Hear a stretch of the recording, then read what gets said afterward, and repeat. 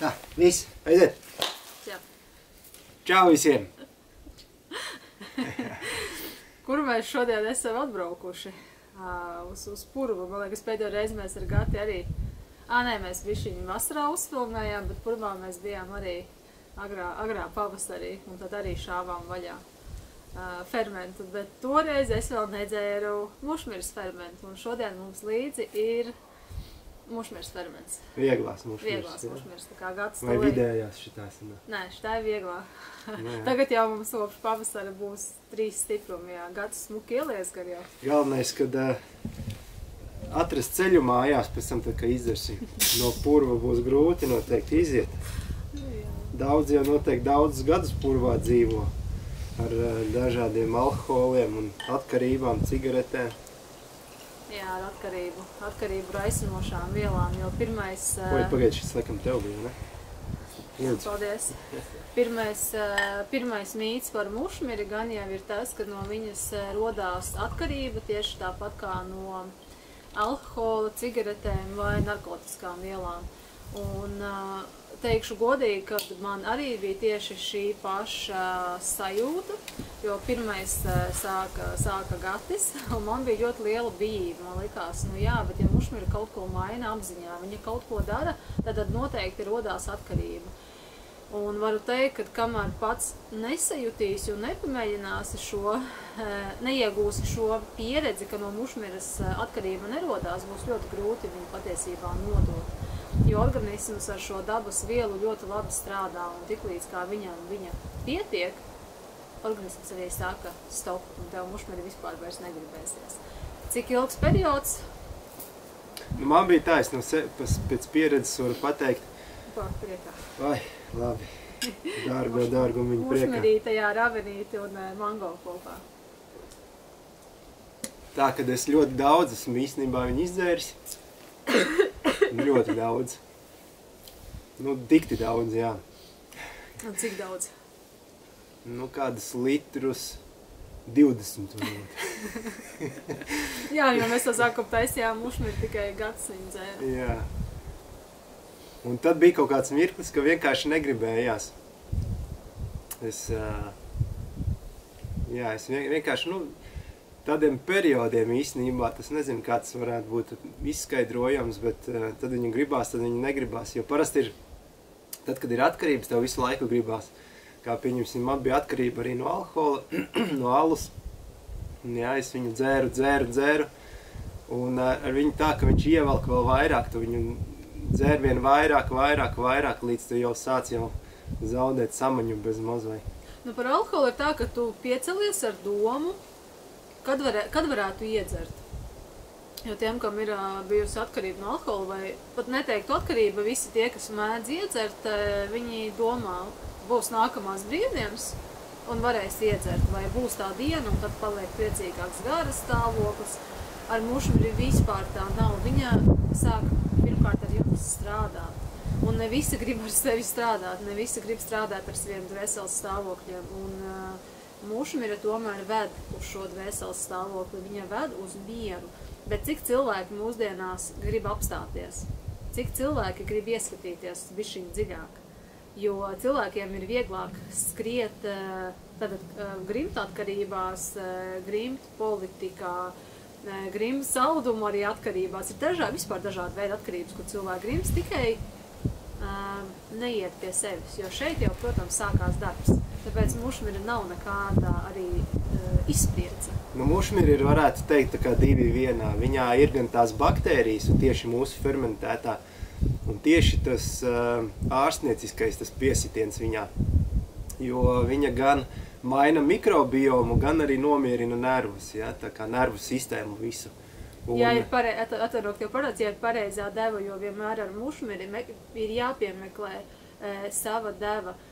Neviens priekšā tev to nepateiks. Protams, mūsu fermentam ir griezti 100 no rīta, 100 vakarā, bet kādam tas ir 3 reizes mazāk un kādam varbūt pat 2 reizes vairāk. Tāpēc vienmēr ar mušmiri ir jāsāk uzmanīgi. Nu, vēl ir kaut kādās pēdējās dienās ir sanācis tā, ka ir atsauksmes no cilvēkiem bijušas, un pieņemsim cilvēki, kas ir vegāni, veģetārieši, ja, kas jau ilgus gadus, viņiem tieši tā mušmira mazāk iedarbojās, tā kā varētu, ja to tā nosaukt.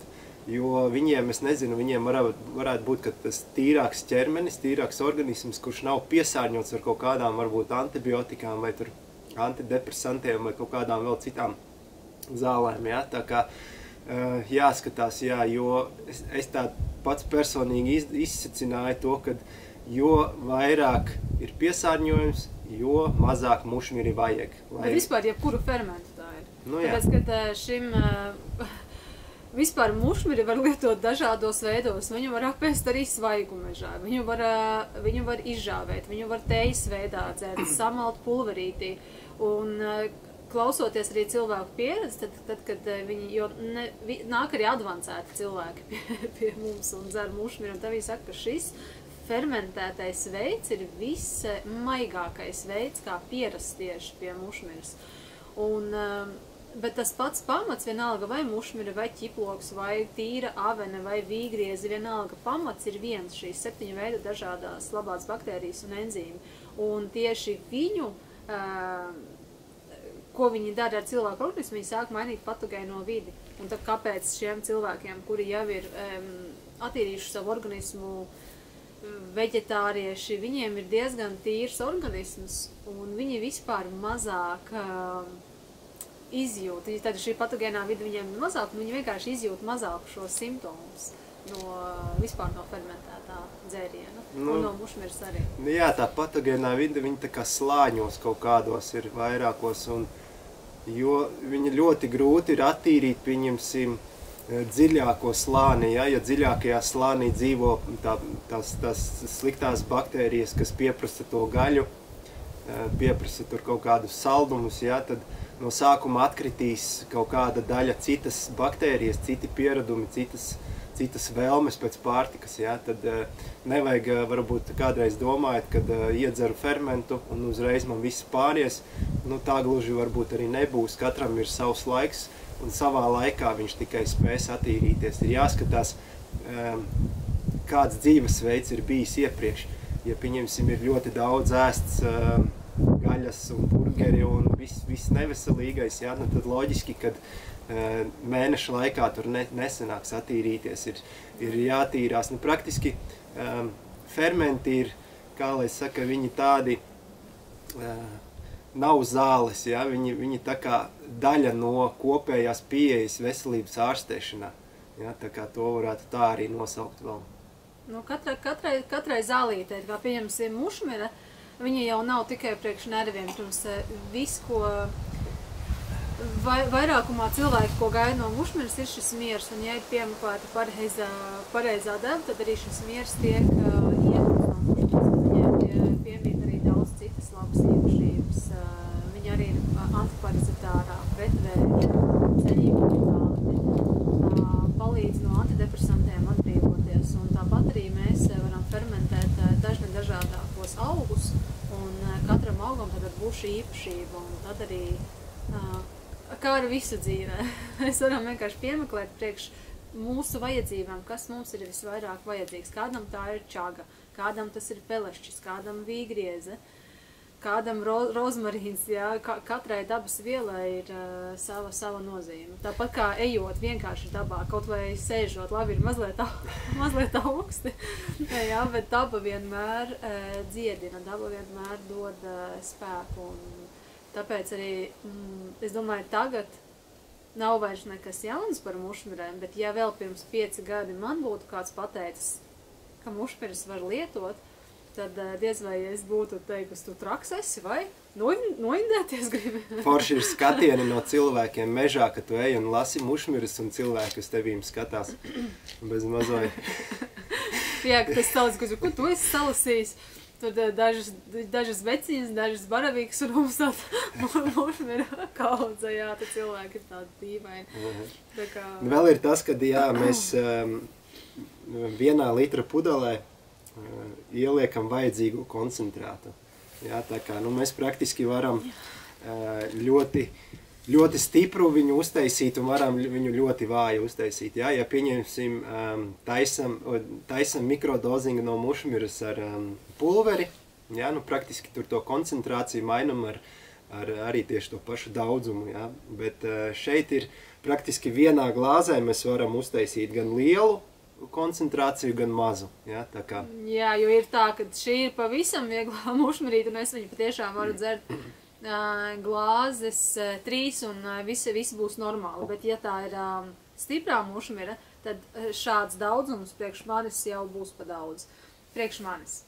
Tāpēc, kad ir ļoti jūtīgi cilvēki un nejūtīgāki cilvēki, kam vajag mazliet vairāk, tāpēc arī mēs sākumā tā smējāmies, kura tā mušmira ir un vai nepaliks purvā, jā. Jā. Tā kā, jā, vienmēr uzmanīgi ar mušmiri, un man, protams, labāk patīk būt visbiežākais savā apziņas stāvoklī, klātesošam, jo mušmiri ir tāda, kad arī nevienmēr tev viņu ne tikai gribās, bet ir dzīves posmi vai momenti, ka tev ir patiešām jābūt tādam intensīvam un aktīvam, tad mušmiri arī nederēs, jo viņi tomēr visu mazliet palēlina. Un ja tev ir daudz darbi tajā dienā, projekti, ja kaut kas jāpaveic, ir biznesa darīšanas, tad es nedomāju, ka mušmiri būtu īstais. Ja biznesa vadīšana kaut kāda sagādā baigo stresu, tad var iedzert. Jā, tad es domāju, ka tieši palīdzēs savākties un novadīt to mītingu vai tad ko. Arī atkarīgs, cik daudz vienkārši, cik daudz. Nu, katram ir, jebkurā gadījumā ir jātestē un vēlreiz jātestē, ir jāskatās, kā mušmiri iedarbojās konkrēti uz to organismu. Jā, tāpēc, ka jā, viņi var iedarboties pavisam savādāk uz katru. Jā. Viens var pa logu lekt ārā, iedzerot tur pusglāzi bez maz, vai otrs tur tādā mīlestībā peldēs, kad nezinās, jā, kur likties. Tāpēc arī mēs vienmēr sākam, sāciet no 25 ml. Kādam ļoti atsevišķiem gadījumiem ir jāsāk no ēdamkarotes. Jo es atceros vienu gadījumu, kad mēs, nevis es, bet bija gadījums, kad Gatis iedzēra no krievu izgudrotājiem, kas ir oriģinālo mušmiri. Un cik tu apmēram iedzēri? Nu, glāzi, šitādu glāzi es izdzēru. Nu, man liekas, ka bišķi mazāk. Bet viņiem apmēram tā koncentrācija ir, ja mēs liekam, pieņemsim, nu, stiprākā mums, ko mēs esam taisījuši, 400 grāmi uz tvertni. Jā, 19 litri. Jā, tad viņi praktiski taisa, bet tur arī ir ļoti atkarīgs kādas tās mušmiras, bet tad viņi taisa 370 gramus, pieņemsim, uz tādu pašu tvertni, jā, kā mums to pašu tilpumu. Jā, tā kā viņiem ir praktiski visu laiku viena stipruma, jā, tāda, nu, diezgan stipra.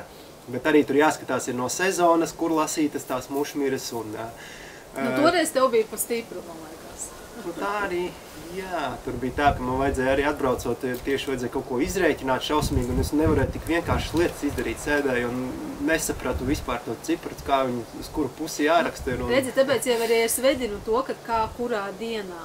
Ja, ja tev ir ļoti intensīva diena ar rēķināšanu, tad mušmira nebūs tā drīzāk pēc tās dienas. Jā, pēc tās labāk. Dienas, uz nakti iedzert, jā, lai pirmais vispār, kāda man bija pieredze uz nakti iedzerot, bija vienkārši tāds miegs, likās, kad es kā aizgāju gulēt, tā arī no rīta pamodos, es pat nepagrozījos, nepakustējos, ja, kaut gan es naktī ļoti daudz kustos un grozos, bet, jā, tā kā. Jā, tas ir viens no pirmajiem simptomiem, ka cilvēkiem, jā, nāk miegs no mušmiras. Es redzu, ka gatavi ir augsti. Man liekas, ka uzdosim, es domāju, kā man ieskrēja prātā, tad mēs uzdosim par fermentiem kādu jautājumu viens otram, ko mēs varbūt nezinām, nesagatavotu. Ko teiks? Devējs pirmā. No. Ja tev būtu izvēle dot, kādu fermentu tu dzertu katru dienu? Vienu veidu. Meleņu. Bet meža meleņu, vai ne? Jā, obligāti. Meža meleņu. Labi. Pat ne mušmiri, vai ne? Nē, mušmira nav ikdienas ferments. Tas ir, redziet, pierādījums tam, kad saka, ka rodās atkarība, nu nerodās. Redzi, meleņi, meža meleņi, jā. No, tava kāda. Cik tu vislielāko daudzumu fermentu esi izdzērusi dienā un kādu? Tāks, droši vien, ka tas būs mans, tad, kad vēl bija pieejams ķiploku mango ferments, jo tas ir ejamākais. Un ar to mēs īstenībā, mēs viņu iemīlējām, to fermentu. Un droši vien, ka tas arī būs tas ferments, ko es vispār esmu izdzērusi visvairāk. Un dienā es domāju, gan jau 3,5 litri vodu. Jo, kad dzer fermentu, negribās ēst, tas arī ir, ka mazinās apetīti. Un īstenībā, tad, kad gribās ēst, tu vari iedzert vēl fermentu un vēl 2-3 stundas neēst. Nu, es 13 dienas neēdu, jāiedzer fermentus, tā kā es varu apstiprināt 100%. Rēķinājusi neesmu, bet es domāju, ka 3,5 varētu būt rekords. Kaut manā vēderā tas varētu būt ielīdz, jā, tā kā tā, jā. Nu, Jā, ko? labi, dosimies tālāk savās dienas gaitās. Jā, uz tikšanos. Jā, uz tikšanos. Dzerot fermentus noteikti vēl viena lieta ir, ko cilvēki saka, viņi kļūst priecīgāki, laimīgāki, un mana diena arī noteikti nav vairs iedomājama. Gan jau, ka ir dzīvē, kā saka, viss ir mainīgs, bet uz doto momentu un jau vairāk par gadu, mums ar gadi ikdiena ir fermentu. Ja nav fermentu, nav diena izdevusies, tas ir viennozīmīgi. Tā kā tā, jauku dienu jums visiem. Čau! Es redzu vienkārši, tu jau līdzi tā, kad klap zobu.